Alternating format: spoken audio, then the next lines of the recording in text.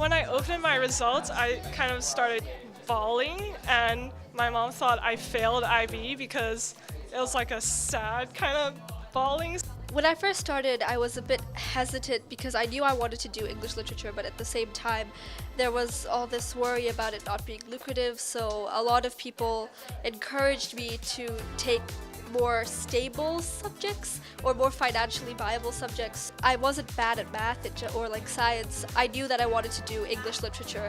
Every subject has its own challenge, every subject has its own rigorous workload, and you will be far more able to confront those challenges if it is a subject you enjoy and are willing to put the effort into.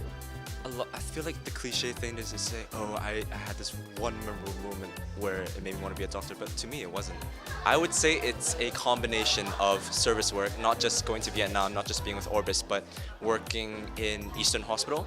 I was a volunteer, running around the entire hospital, just talking to the patients, taking care of them, pushing their wheelchairs and everything, and it's emotionally rewarding to be able to be the pillar of support when other people's lives are just going down the drain. Basically, you're there to help them. I think for me, the hardest part was like subject specific. For me, it was studying higher history and higher economics because for me personally, I'd never studied either subject before in my life, but I was just really lucky to have like amazing teachers support me every step of the way. I think personally, the most difficult part about IB is managing your stress levels.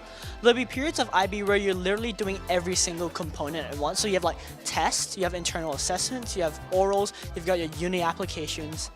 And being able to keep a calm head, organize your schedule effectively is the biggest and most important thing that kept me through it. I think the most effective revision method for me was to just sit down at a cafe with my friends and just talk. And especially for subjects like English, Chinese, or even sometimes math, just by talking to people who are either better than you or have a different mindset as you, you can just learn so much, and often opens up to ways of thinking that you never even thought of before.